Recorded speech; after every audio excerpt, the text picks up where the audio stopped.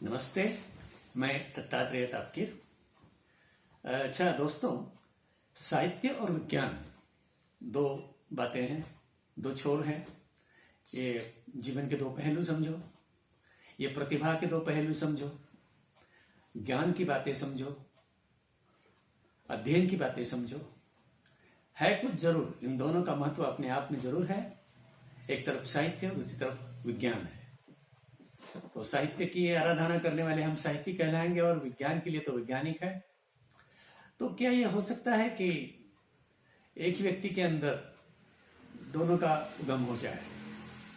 हम तो अक्सर ऐसा मानते हैं कि जो साहित्यिक है वे भावनाओं पर निर्भर है, हृदय को महत्व देते हैं, क्योंकि हृदय से साहित्य उमड़ता है। कहा जाता है कि साहित्य कल्पना की बात है, सारी कल्पना की उड़ान है, जिसमें गद्य हो, पद्य हो, नाटक हो, साहित्य है, काव्य है वगैरह। और ये बिल्कुल अलग सी बात होती है। जैसे हम कहते हैं कि भाई साहित्य तो मनोरंजन के लिए है, और जब विज्ञान की तरफ देखते हैं तो एक ऐसा हमारे मन पर हावी है कि विज्ञान तर्क शुद्ध है, विज्ञान प्रयोगशाला में जन्म लेता है, विज्ञान में खोज होती है, अनुसंधान होता है, बड़ी बुद्धि की बातें होती, बड़ी छलांग लगाई जाती है, कुछ नई खोजबीन चलती है, बड़ी गंभीरता की बात है, बड़ी सीरियस बात है, जिसमें गणित होगा, जिसमें कुछ फॉर्मूले होंगे, जिसमें कुछ सूत्र होंगे, जिसमें कोई सिस्टम होगी। और साहित्य तो बिल्कुल स्वैर है, बिल्कुल खुला है, अपने ढंग से साहित्य चलता है। तो इस ढंग से दोनों की चर्चा अगर चलती रहे तो ऐसा लगेगा कि दोनों बिल्कुल विपरीत है एक दूसरे के। और ये विपरीत होना यानी कि जब समझो किसी वैज्ञानिक को लिया जाए और किसी साहित्य को लिया जाए, अगर वैज्ञानिक से पूछा जाए कि साहित्य से क्या ताल्लुक है या साहित्य का जीवन में क्या महत्व है, तो शायद वैज्ञानिक यही कहेगा कि ठीक है भाई, है, मनोरंजन के लिए होता है, कुछ टाइम पास के लिए होता है, इट्स ओके, इसमें कोई सीरियस बात है नहीं, सभी कुछ कल्पना की बातें हैं, अपने मन के खेल है, वर्णन करते जाते हो, भाषा के आधार पर अलंकार का उपयोग करते हुए बस आप चले जाते हो, कविताएं करते हो, नाटक लिखते हो, उपन्यास लिखते हो, तो ठीक है, मन बहलाने का उपाय है, ऐसा वैज्ञानिक कहेगा। यानी कि एक अर्थ से वो ऐसा दिखाएगा कि वैज्ञानिक की दृष्टि से विज्ञान महत्वपूर्ण है, विज्ञान ही जीवन का आधार है, विज्ञान खोजबीन करता है, विज्ञान सत्य की तरफ देखता है, विज्ञान सत्य को उघाड़ता है। तो साहित्य उसकी दृष्टि से होगा कि ठीक है भाई, मनोरंजन के लिए है, एक समय गंवाने के लिए है, दिल बहलाने के लिए वगैरह। बिल्कुल दूसरी तरफ से देखा जाए, अगर साहित्यिक से पूछा जाए कि विज्ञान का क्या महत्व है, तो वो महत्व तो मान्य करेगा, वो कहेगा ठीक है, विज्ञान है इसलिए खोजबीन है, तकनीक आया है, सारी तकनीकी विज्ञान और तंत्र ज्ञान, ये सारा टेक्निक आया है और जो जीवन में उपयुक्त तो जरूर है, लेकिन उसमें और क्या है, ये रुक्ष है।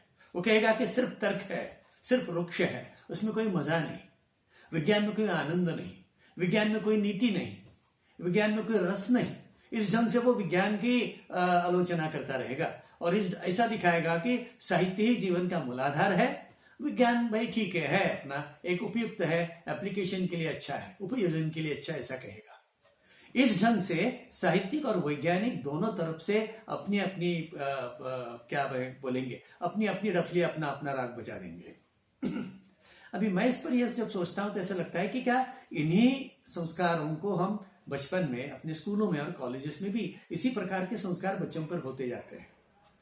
उनके मन में ऐसा ही होता है कि जो बच्चे शायद बुद्धि में अग्रसर हो, गणित में अग्रसर हो, विज्ञान की शाखा में, विज्ञान के विषय में अग्रसर हो, उनको विज्ञान की महत्ता इतने उनके दिल में छा जाती है और फिर वे भी साहित्य की तरफ इस दृष्टि से देखते हैं कि कोई निम्न श्रेणी का है, कोई खाली दिल बहलाने की चीज है। और जो साहित्य में रुचि रखते हैं, जिनके पास भावना का अभिनय, भावना का सामर्थ्य है, वो समृद्धि है और बड़े ही अच्छे शब्दों में और बड़े ही अच्छे भावों में जिनको जीवन के अनुभवों को व्यक्त करने में मजा आता है, रुचि आती है, और जो अनुभव व्यक्त हुए हैं साहित्य के जरिए वो पढ़ने में मजा आता है, ऐसे छात्रों को तो विज्ञान तो बहुत ही नीरस लगेगा, बहुत ही बोर लगेगा, जी उबने वाला लगेगा। और इसलिए ये दोनों बिल्कुल हमने इतने अलग कर दिए हैं कि दोनों साथ लाने की हम कल्पना ही नहीं कर सकते। तो मेरी दृष्टि से मेरा यह कहना था कि मैं ये नहीं कह रहा हूं कि हर एक वैज्ञानिक को साहित्यिक बनना चाहिए या हर एक साहित्यिक को वैज्ञानिक बनना चाहिए। मेरा सिर्फ कहना यह है कि अगर जीवन को ठीक ढंग से, ठीक सही ढंग से देखना हो, जीवन का सही ढंग से आनंद लेना हो, मजा लेना हो, जीवन की समृद्धि जाननी हो, तो एक रसिक के नाते, एक अध्ययनकर्ता के नाते हम क्या साहित्य की दृष्टि से और विज्ञान की दृष्टि से दोनों दृष्टि को साथ लेकर, दोनों दृष्टि को अपनाते जीवन की तरफ नहीं देख पाते? जैसे कि हमने अगर चांद की तरफ देखा तो मन में क्या आता है? सब कुछ आ सकता है। अगर चांद की तरफ देखा तो विज्ञान की बातें तो आएगी कि चांद क्या है, पृथ्वी का उपग्रह है, फिर उसकी दूरी कहां तक की दूरी है, फिर चांद का साइज क्या है, उसका आकार कितना है, वो किस ढंग से घूमता है, उसको गुरुत्वाकर्षण कैसी, वगैरह वगैरह सारी वैज्ञानिक जानकारी अपने मन में आ सकती है। लेकिन क्या ये सारी जानकारी कितनी भी क्यों न हो, ये वैज्ञानिक जानकारी, क्या ये पूरी तरह से चांद के बारे में हमें समझा देती है? या चांद को समझ लेना या अपने चांद का अपने जीवन में जो स्थान है, अपने यानी अपने व्यक्तिगत जीवन में, सामाजिक जीवन में और इतिहास से पूरी मानव जाति की संस्कृति में चांद का क्या महत्व था, वो क्या सिर्फ विज्ञान बता देगा? तो फिर हम जब साहित्य की तरफ मुड़ेंगे तो पता चलेगा कि चांद की अलग सी दुनिया वहां है, वहां बहुत सारे वर्णन मिलेंगे, वहां तो पूनम की चांद का वर्णन मिलेगा, वहां बहुत सारी कविताएं मिलेगी, चांद की चांदनी बरसेगी, चारु चंद्र की चंचल किरणें खेल रही थी जलथल में, और स्वच्छ चांदनी बिछी हुई थी अवनी और अंबर तले में। ऐसे बहुत सारे उदाहरण आएंगे कि जिसमें चांद की एक पूरी अलग सी दुनिया हमारे सामने खड़ी होगी। तो वो चांद कौन सा है? वो झूठा थोड़ा ही है, वो सुंदर चांद, वो शीतल चांद। अभी हमें ये मालूम है कि चांद शीतल है ही नहीं। जब हमें पूनम का चांद दिखाई देता है बहुत सा सफेद, वो तो सूरज की कड़ी धूप वहां है, यानी प्रत्यक्ष चांद पर वहां बहुत बड़ी कड़ी धूप, जलने वाली कड़ी धूप है। लेकिन वो परावर्तित प्रकाश जब पृथ्वी पर आता है तो हीट नहीं आती, उष्णता नहीं पहुंचती, लेकिन सिर्फ वो शीतल प्रकाश मालूम पड़ता है। तो वहां चांद पर जलन भी क्यों न हो, वहां बहुत सारी उष्णता भी क्यों न हो, लेकिन मेरे अनुभव से जब हम यहाँ पृथ्वी पर से चांद को देखते हैं, पूनम के चांद को, तब तो ये जलन नहीं अनुभव करते, तब तो हम शीतलता ही अनुभव करते हैं। इसका मतलब ये हुआ कि विज्ञान ने जो सत्य बताया कि चांद पर बहुत बड़ी जलन है, बहुत बड़ी उष्णता है, ये भी सत्य है। और हम यहाँ धरती पर बैठे हुए जब चांद की शीतलता का अनुभव करते हैं, ये भी सत्य है। तो एक को तर्क से जाना गया, एक सत्य को तर्क से जाना गया, एक को विज्ञान की तरफ से जाना गया, निरीक्षण के साथ जाना गया, प्रयोग करके जाना गया, गणित के जरिए जाना गया है। तो दूसरे चांद को हम भावना की तरफ से जानते हैं। अपनी जो चांद की तरफ देखने से जो मन में भाव उठते हैं, ये कुछ अलग ही चीज है जो मेरे जीवन का हिस्सा बनती है। तो मेरे जीवन के हिस्से में मुझे तथ्य जो है, जो वैज्ञानिक बताते हैं, ये भी उतना ही महत्वपूर्ण है जितना कि कवि मुझे चांद के बारे में मुझे बताता है।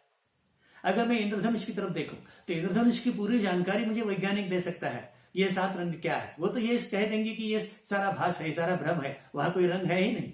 ये दृष्टि भ्रम है जो हमें इंद्रधनु जैसा दिखाई दे रहा है, और किस ढंग से बनता है, उसके पीछे क्या तकनीक है, उस इंद्रधनु के पीछे क्या विज्ञान है, ये सारा समझा देगा। तो ये समझने से ऐसा थोड़ा है कि इंद्रधनु का सौंदर्य चला जाए। ये सारी जानकारी लेते हुए भी, जैसे कि हम समझते हैं कि चांद पर भी बहुत बड़े बड़े गड्ढे हैं, तो इसका मतलब ये नहीं कि मैं चांद की तरफ देखते हुए वो गड्ढे मुझे तकलीफ देंगे, बिल्कुल नहीं। वो गड्ढे तो होंगे ही, लेकिन फिर भी वो चांद मेरे लिए शीतल और सुंदर बनता है। इंद्रधनु कितना भी दृष्टि भ्रम क्यों न हो, लेकिन इंद्रधनु मेरे लिए सुंदर बनता है। यही बात फूल की भी होगी। कोई बोटैनिस्ट हो, कोई वनस्पति शास्त्रज्ञ जो फूल का विश्लेषण बता देगा, तो हम कहेंगे कि भाई फूलों में भी रसायन दौड़ते हैं, फूलों में भी कुछ पेशिकाएं हैं, और सब कुछ वो सारा विज्ञान जो हम डिसेक्शन कहते हैं साइंस में, जिसे ऐसा सारा विश्लेषण विच्छेदन करके बता देगा कि फूल के अंदर क्या है। लेकिन फिर भी ये सब जब इकट्ठा आता है और फूल में जो सौंदर्य उभरता है, ये बताने के लिए मुझे कोई साहित्यिक की ही जरूरत पड़ेगी, कोई कवि की जरूरत पड़ेगी। यानी फूल को समझ लेने के लिए मुझे वनस्पति शास्त्रज्ञ और कवि दोनों ही हाथों से मेरी मदद करते हैं, और तब मुझे फूल का ठीक तरह से ज्ञान और ठीक तरह से भाव पैदा होता है कि किसी एकाध चीज का ज्ञान भी होना जरूरी है और किसी एकाध चीज का भाव भी समझना जरूरी है। और ये दोनों बातें वैज्ञानिक और साहित्यिक अपने अपने ढंग से करते हैं। ऐसा हम समझ सकते हैं कि एक बुद्धि का काम है, भावना का काम है, एक मस्तिष्क से काम चला लेता है, हृदय से काम चला लेता है। एक बिल्कुल जो है उसी तथ्य को देखता है, तो एक जो मन में उभरता है उस पर आरोपित किए हुए भावों को, उसी प्रतिसाद अपने मन के भाव क्या उभरते, ये देखता है कि वहां कुछ है जो अपनी प्रकृति में, अपने सारे समस्त सृष्टि में जो समाया हुआ है, उसको ठीक तरह से देखना, उसका निरीक्षण करना, उसके पीछे जो कार्यकारण भाव है, उनके गणित के पीछे, उसके सूत्र के पीछे उस सारा जो विज्ञान बिठा देगा, और वो सारी जानकारी, समग्र जानकारी, और उसके भीतर जो रहस्य है, ये रहस्य उघाड़ देगा हमें वैज्ञानिक। और इस उघाड़ने से सत्य का ज्ञान पता चलेगा और उसका क्या उपयोग करना है ये भी पता चलेगा। लेकिन उसके साथ साथ अगर हमें सौंदर्य दृष्टि नाम की कोई चीज अगर है, जैसे कि खोजबीन करने की दृष्टि मिली है, वैसे सौंदर्य दृष्टि, aesthetic sense, aesthetic outlook, aesthetic vision, ये भी कोई बात है ना, वो भी हो सकती है ना।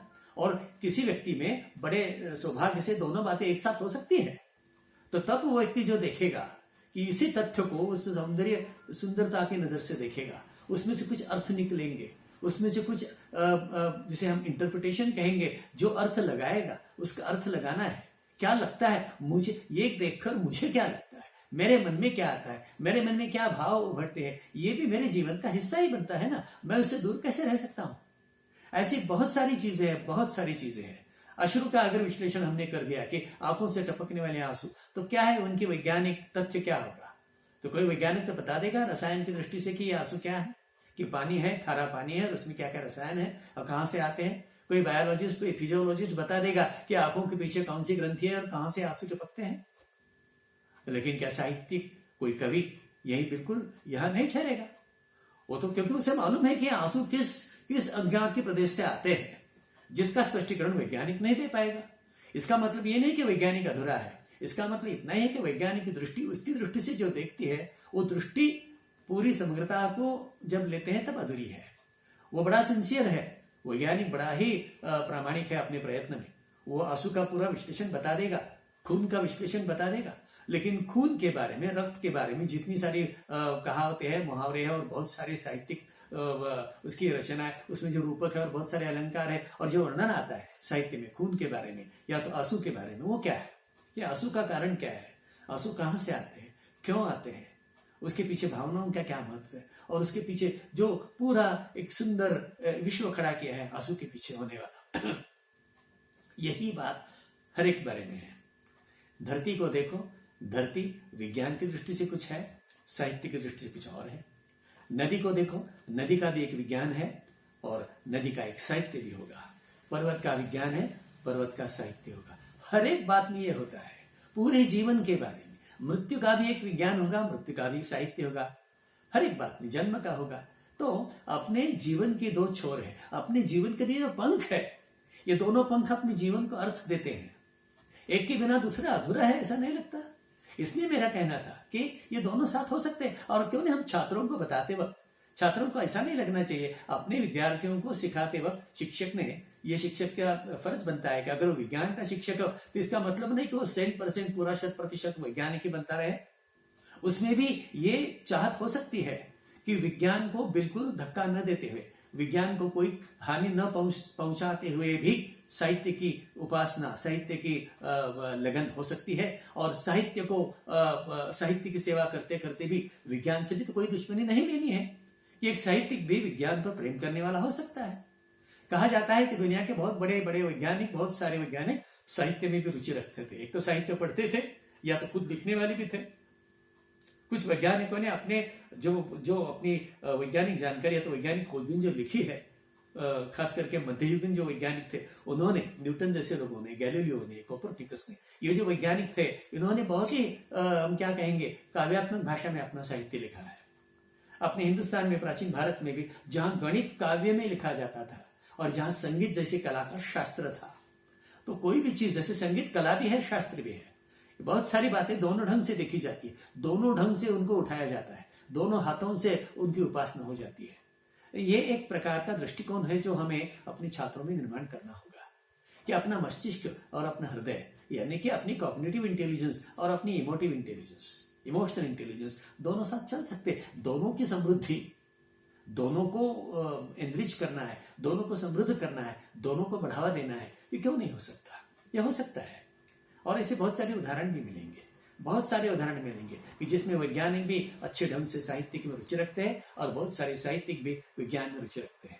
साइंस फिक्शन तो आपने सुनाया होगा कि जो वैज्ञानिक कथाएं, उसमें यही होता है कि सारे तथ्य, फैक्ट्स जो सारी साइंस से ली जाती है, लेकिन उनका उघाड़ना, उनकी रचना वो सारी साहित्य के रूप में होती है। भास्कराचार्य का लीलावती ग्रंथ अगर आपने देखा तो है तो गणित, यह तो विज्ञान है, गणित विज्ञान है, लेकिन लिखा है इतनी मधुर काव्य की भाषा में कि बस वो काव्य ही बन गया। तो काव्य का भी अपना विज्ञान है और विज्ञान का भी अपना काव्य है। तो वैज्ञानिक साहित्य और साहित्यिक विज्ञान, ये दोनों धाराएं आपस में मिलजुल सकती है। इसलिए आर्ट्स वाले आर्ट्स करेंगे और साइंस वाले साइंस करेंगे, इसमें कोई बात नहीं। अभी नया जो शिक्षा की नीति अपनाई है उसमें कहा गया है कि इसमें से जो भेद है आर्ट्स और साइंस का, वो दूर होगा। ये दूर होने से शायद ये अच्छे दिन आ सकेंगे कि हमारे छात्र, हमारे सारे विद्यार्थी इस ढंग से जीवन को समग्रता से देखने का ये देखने की कला सीखेंगे कि भाई जीवन में हमें एक आंख से वैज्ञानिकता से देखना है और दूसरी आंख से कल्पना की आंख से देखना है। और महत्वपूर्ण बात यह है कि दोनों में संघर्ष नहीं होना, कोई जरूरत नहीं संघर्ष होने की। ये दोनों अपनी अपनी जगह सही हैं और दोनों साथ चल के जीवन को समृद्ध बना देते हैं। इसका यह मतलब नहीं कि विज्ञान पूरे साहित्य को झूठा ठहरा दे या तो साहित्यिक विज्ञान को सारा रुक्ष कह दे, ऐसी कोई बात नहीं। दोनों साथ चल सकते हैं, यही मेरा कहना है। और इसलिए मैंने आज के इस मेरे छोटे स्पीच को नाम दिया था कि साहित्य की गंगा और विज्ञान की जमुना जब एक साथ मिल जाए तो बहुत ही सुंदर संगम अपने मानव जीवन में हो सकता है, ऐसी मेरी आशा है। धन्यवाद।